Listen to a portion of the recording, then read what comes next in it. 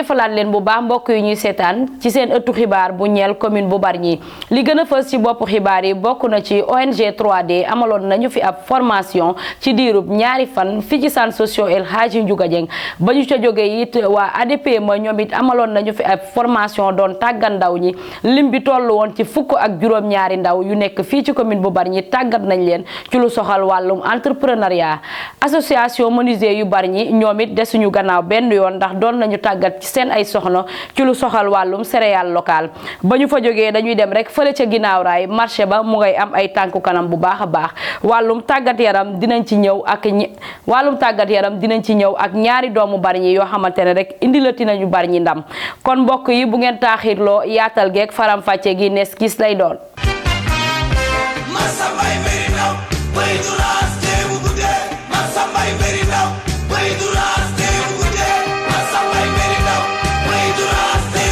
laata ñuy jukki rek ponk bu njëkk ci bile ëttu xibaar dañuy jaale rek ki nga xam ne moom mooy délégué de quartier bu Nguy Dagg doon wuyoo rek ci turu Thian Sène équipe municipale bi ci sama kàddu di ko jaale ay mbokkam ak quartier bi di waa Nguy Dagg ponk bu njëkk nag ci bile ëttu xibaar dañu koy dooree ak waa ONG 3D doon nañ fi tàggat ay ndaw Bargny di ñenn ñoo xamante ne ca la ñu nekk dañ cee am ràññeeku lool mu nekkoon ci diirub ñaari fan fi ci centre social El Hadji Ndiouga Dieng la ñu leen doon xamal nag du lenn lu dul naka la ñuy xamee rek bokk moomee li nu ñuy amalee seen liggéey la tukkee ca boobule formation Lamine Seck moo ñu koy xamale. commune bu Bargny lëkkaloo ak ONG 3D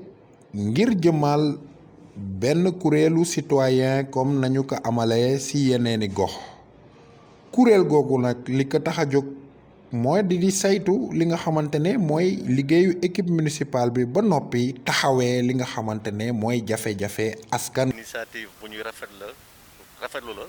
mu jóge ci waa mairie parce que ça nous permettra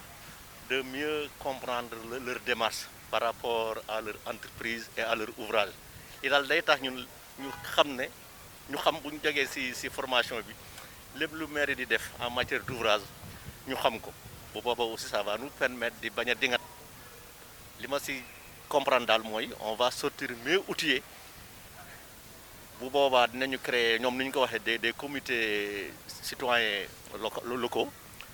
et on va se rapprocher de la mairie pour mën ça devient une gestion participative. bile cadre de concertation ba ñu koy tàmbali dañoo def benn session de formation renforcement de capacité fii ci centre social El Hadji Ndiouga Dieng. bu ñëwee tey recevoir cette formation en retour aussi dañu war a dem vers les populations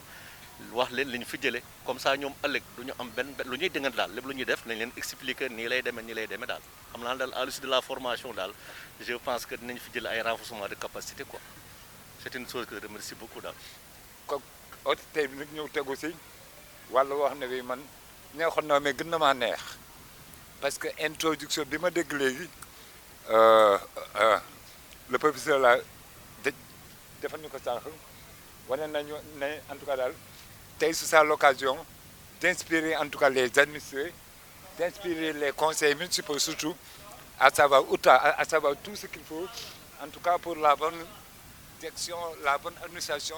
d'une collectivité locale donnée. gestion participative nekk na la nga xamante ne acteurs yi comprendre nañu ko bu baax ci taxawaay bi ñu war a amal ba noppi it ñu def ay prévisions ci li nga xamante ne mooy industrie extractive nekk ëllëgu Sénégal ci wàllum pétrole gaz ak yu ni mel. du ñu fàtte mukk lépp luy problème mu Bargny daañu ko waxtaanee indi ci ay solutions jébbal ko ñi nga xamante ne mooy exécutif yi. ñu mën ko taxawee bu yàggatul dara bile comité dina structuré wu am bureau am ay commission fi ñu toll nii sax ñu ngi koy waxtaanee. boobu nañ jàngal tëm bon naka la ñuy mën a exploiter désormais nos ressources qui viennent donc de nos industries extractives dégg nga te bu dee domaine boobu moom daf ñuy daal di intéressé ñun environnemental fii. parce que naka jekk itam loolu ma sa nekk suñu problème industrie extractive ñu xam nañ ne Sococim rek moom lañ si am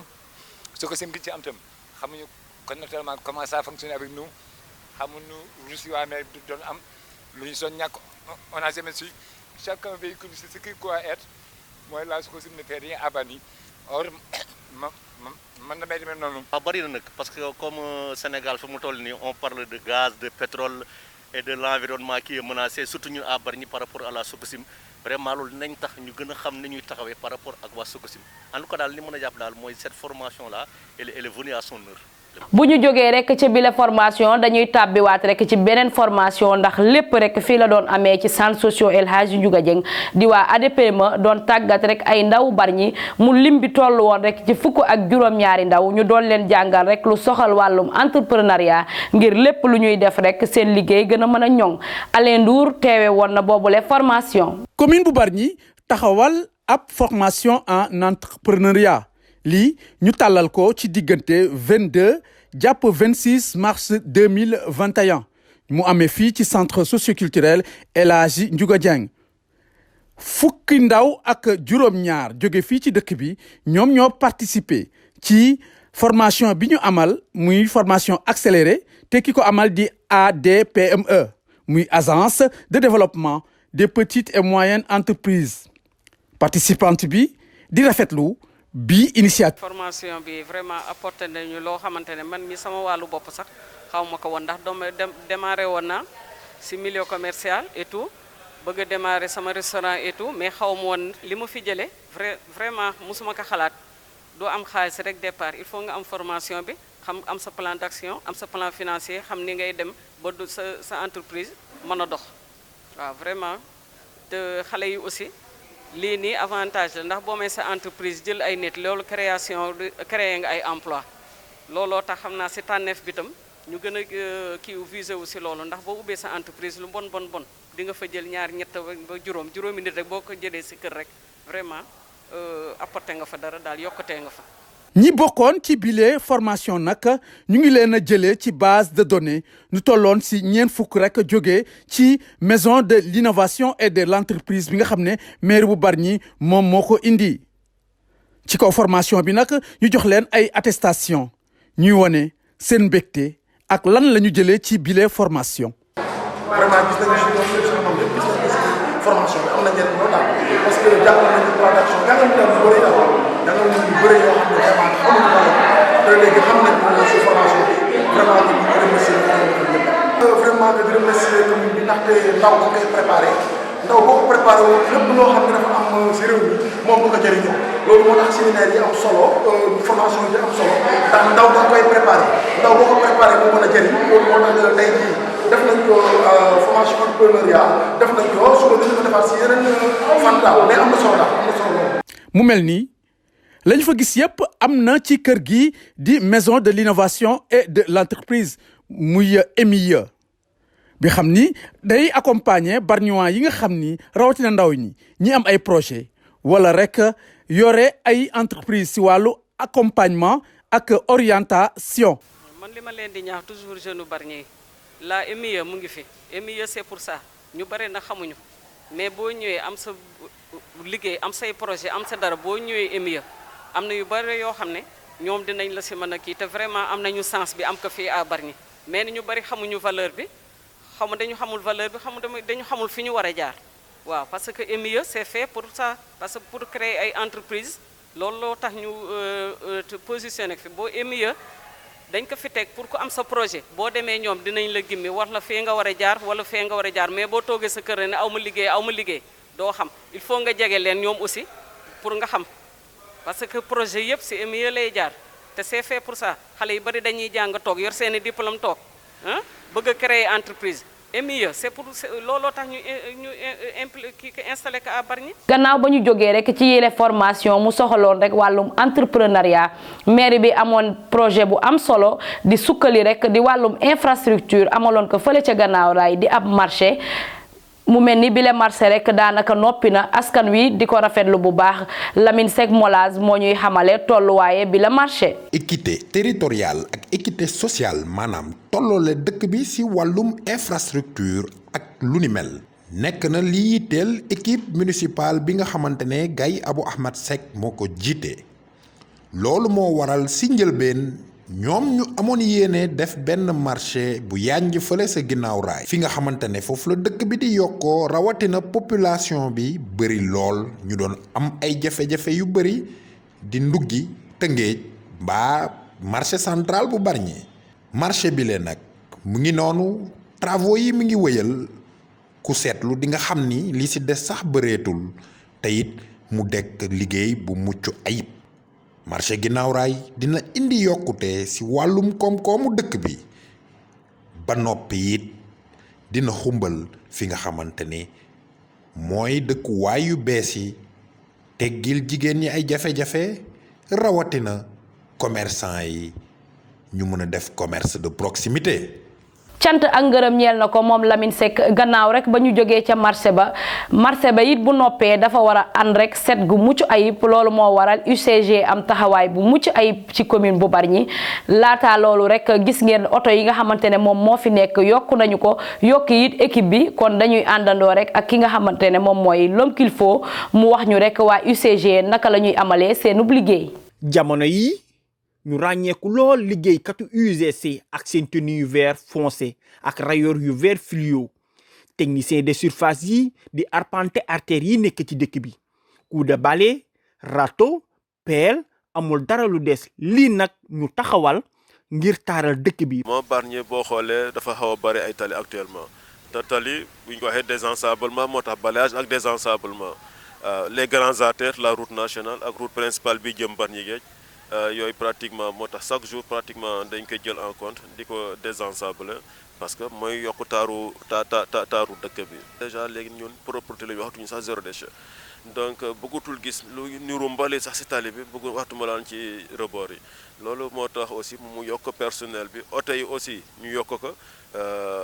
même boo xoolee sax ñi nga xamante ne ñi ñooy dugg ci oto dañ ko yokk responsable yi nekk ci oto bi aussi dañ ko yokk aussi rien que rek pour Bargny set boo te bu ñu xoolee aussi am na benn oto bu ndaw bu fi ne bu ñuy wax tricycle bi aussi ala oto boo xamante ne bi même ci biir kër yi sax mën nañoo jël sa mbalit il suffit que nga am mbalit moo xam ne mënoo kaa jël nga woote si oto nga woote 77 501 64 37. lii nag nekk luy taaral dëkk bi yemul sax ci artère quartier itam desuñu gannaaw ndax waa UGC seen liggéey bi dañu koy waral ci dëkk bi. même collecte bi aussi fi mu nekk nii boo xoolee Bargny pratiquement dañ ko diviser en 3 secteurs benn bi mooy gannaaw raay beneen bi mooy yi nga xamante mooy jël ay mbot ak jure inter mbot jure jàmm fi jàmmalaay waxande Sendou ak Minam Bargny Géej beneen côté bi mu jël côté ngudde bi jaar cité S1 cité S2 ak une partie aussi de Bargny Géej mu tax ñu diviser ko en trois secteurs comme nawetaan rek ni diviser zone yi pratiquement noonu lañ ko diviser pour au moins ñu collecte bi mën a jaar te aussi boo xoolee quartier boo nekk rek am na ñu nga xamante pratiquement liggéey ñu sax si mbalit mi mais dañu fa am ñoo xamante ni à chaque fois bu amee problème rek aussi ñun dañuy woo suñu woowee aussitôt rek ñu xool dañu fay dem. naka noonu lii nag lu ñuy rafetlu la am na aussi ay ruq yu des ci dëkk bi ngir lépp a matal tax ñoom waa UGC di woote ngir population gën a amal ab comportement citoyen gannaaw bi ñu fi amalee ab service de nuit lépp ngir Bargny méngoo ak li maire bi nam ci dëkk bi gannaaw bi ñu fi amalee ab assise de la propreté et du cadre de vie. route nationale route principale vraiment bàyyi nañ dépôt yi ñu fi doon def mais actuellement si cimetière yi ak jàkkay Missirah foofu moo am problème. loolu moom bu ñu ci woon mënoon dimbali vraiment dina baax lool fii foo génne rek naan vraiment ni ngeen di liggéeyee ni ngeen def c'est bon te loolu aussi dafay tax nit yi gën am courage vraiment actuellement ñu gis nañ ne population bi ak ñi nga xamante ñooy liggéey ci ordure bi vraiment seen partenariat vraiment mu ngi jaar yoon bu baax a baax ñu ngi ñuy jàppale parce que kii lay woon ne la fii mel na nii ñoo leen jël fii déjà kooku moo leen di jàppale ci liggéey bi te aussi gis nañ ñëw aussi boo xoolee Bargny pratiquement nit ñi ñooy génn seen mbalit à temps oto bi di ñëw di ko jël am na collecte bëccëg am na collecte guddi mais yooyu yëpp population bi ñoo ngi koy respecté. l'homme qu'il faut set fépp ba ci biir kër yi moom moo waral rek menuisier yu Bargny àndandoo seen ay doole di ay artisan yu fi nekk am taxawaay bu mucc ayib doon tàggat seen ay soxna ci diirub juróomi fan fii ci commune bi lu soxal rek wàllum céréale locale Adama Gueye jiite leen di ñu ci indil ay leeral. dañuy sant yàlla julli ci yonente bi te xam ne ñun ay artisan lañu yàlla dogal ñu association des menuisiers nekk Bargny bokk ak tailleur yi ak ñëpp comme nag yàlla dafa def sutura ñun ñoo nekk ci département bi bon yor département bi parce que man maay trésorier général bu département bi Cheikh Thiam mooy secrétaire général bi Xaali mooy président bi bon ñu xam ne département bi pratiquement 12 communes la te vraiment yàlla def na aussi ñu waa Bargny ñu taxaw ci taxawaay bu rafet xaali en personne mi président bi ne moom vraiment day innover parce que wàllu céréales ak yooyu moom aussi yàlla dafa def mu am ci xam-xam te yàlla def ñu ngànk département bi mu ne daal vraiment bu laa dem fenn bu génnee plan Jaxaay ak ñàkk Europe avant mu dem fenn day ñëw Bargny parce que vraiment association des menuisiers dañ ci taxaw taxawaay bu rafet ci département bi ñëpp pour ñu former seen i soxna parce que vraiment dañ daan ne seen i jëkkër dañ daan nekk ak man di réunion ba minuit te xamuñu exact des fois nit ki doo xam lu muy fekk këram dañu leen former demandé wuñu leen dara lépp c'est gratuit dañ koy def ak suñuy soxna parce que vraiment mérité nañu ko parce que nit ki amul lu dul Bargny amul lu dul ay soxnaam ñu ñaan yàlla aussi xam-xam bi ñu fi jëlee ak financement bi nga xamante ne moom la xaalis teg taxaw dugub andi ay machine am yoo xamante ne yi vraiment machine yu baax la benn saako dugub day wal ci 500 francs bon ñu andi ak ñoo xamante ne xam-xam bu rëy la ñu am bu màcc ci wàllu consommation locale ñu ne léegi nañ ko former femmes yi jàppale leen ñu taxaw bu ko defee ñu mën ko wëral Bargny gépp day am diplôme parce que pratiquement métier moo gis ak liggéey boo gis foog mu am diplôme te loolu aussi bon duñ ko jox n'importe qui ak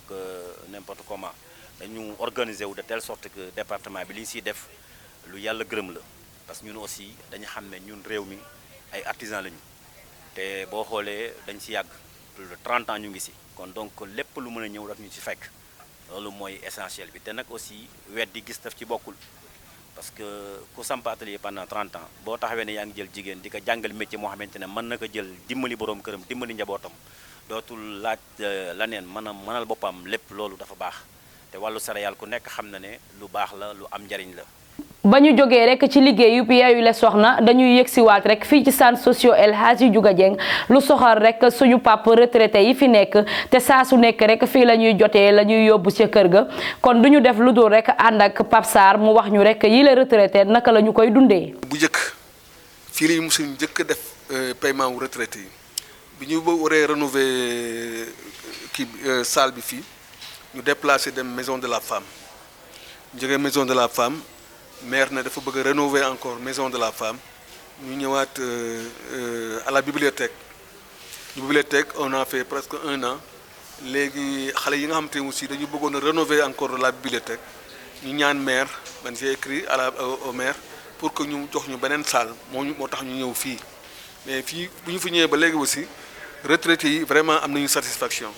parce que bu njëkk dañu daan dem fële ci poste mais poste boo fa demee aussi amul place ba nga xamante ne bi boo war a toog mais da ngay taxaw ba ñu kii la mais fii boo ñëwee fii te à l'abri maire jox nañu benn salle bu mag nii di ci fayeku yaa ngi toog ci chaise ñu woo la nga dugg ci biir fayeku tout tranquillement nga dem ak sa njaboot loolu aussi remarqué nañu ko aussi ci ñoom ñi remarqué nañu ko aussi ci li nga xamante ne aussi noonu la paiement bi di déroulé. bile élément nag moo buur xaaj bu njëkk ci bile ëttu xibaar ñaareelu ponk yi nag dañu koy dooree rek ak wàllum tàggat yaram ñaari doomi Bargny yi wuyoo ci Ramatulaay Cubb ak Jeynaba Sall indilati nañu Bargny ndam lu soxal wàllum karaté. ci fan yi ñu génn rek équipe municipale bi joxoon na rek ay subvention club yi nga xam ne ñooy yëngu ci wàllum armation fii ci commune bu Bargny ca noonu rek la ñu gisee ne lii lu baax la ba tax na rek maire bi bëgguñu ko rusloo benn yoon tax na ba ñu demee rek ca yile compétition gën faa ràññeeku ca noonu la leen Gaye Abou Amer Seck di maire bu Bargny ak président commission jeunesse et sport ñu gën koo xam ci Abdou Aziz Sy Ndiaye doon leen dalal di rafetlu rek seen xarañte di wax ne rek Bargny bu amee ndam ñun ñëpp ñoo am ndam kon yi leen ndaw rek ñu ngi leen di jaajëfal te di leen ñaanal rek yeneen compétition yi ñuy dugg yàlla gën leen fa may ndam ba ñuy gën a dégg Bargny ca kanam ñu jeexalee rek wàllum tàggat yaram ak football ñaari club bu Bargny yi tàggatu ci Ligue de Dakar am fa taxawaay bu mucc ayib du ñu def lu dul rek ànd ak Moussa Ba mu wax ñu rek ñaari club bi Bargny naka la ñuy amalee seen ay jongante. championnat régional de Dakar gannaaw ba mu dooree équipe bu Bargny yi di BMS ak BSC am nañu ci taxawaay bu baax ñaari équipe yi yéen nekk premier ci seen poule ci 3 matchs yi ñuy joué. suñu poule y a COSEC y a Andelo Africa y a Sporting y a Challenge y a Yakar et y a BSC donc c'est une poule de 6 donc 5 matchs aller 5 matchs retour. Pour l'instant nous sommes à 3 matchs donc 2 victoires 1 match nul et nous sommes premiers à 7 points donc nous devançons le deuxième d'un seul point parce qu'ils sont à 6 points. Il y a 2 équipes qui sont à 6 points. gannaaw loolu coach Cheikhou Thiam mu ngi remercier autorité municipale yi teg si di woowaat ñii di waa Bargny ngir ñu gën a jàppaat si équipe yi. li ñu ñaan rek mooy supporter gën a jàppale gën ñu pousser donc comme ni ko autorité defee ñuy jàppale vraiment sur le côté financier mais doyul donc on veut plus de soutien donc vraiment pour cette année la mairie a fait un grand pas et on demande aussi vraiment à tous les Bargnois de se coller derrière l'équipe parce que l'équipe comme je le dis c'est pas l'équipe de Thiam ou Talla, c'est l'équipe de Bargny donc c'est l'équipe municipale donc c'est l'équipe fanion de la ville donc chacun doit y trouver son compte donc c'est une équipe vraiment équipe de ville. Donc on ouvre la porte à tous les Bargnois, tous les sportifs qui aiment le football. Venez, vous avez votre place dans l'équipe. ñaari équipe yi nekk premier ci seen poule ci 3 matchs yi ñu joué BMS am ci ab match nul Tembo ak Dakar ASC 1 but partout ci deuxième match mu dóor Rufisque Olympique Club ci 2 buts à 1 ci troisième match bi waa BMS dóor Bambilor 5 buts à 0. mbokk yi cant ak ngërëm ñeel na leen ci teewlu bi ngeen di teewlu ëttu xibaar bu ñeel commune bu Bargny di leen jox dig daje fileek ay fan yu néew ci beneen ëttu xibaar bu ñeel commune bu Bargny ci sama kàddu équipe municipale bi di leen ñaanal koorug jàmm.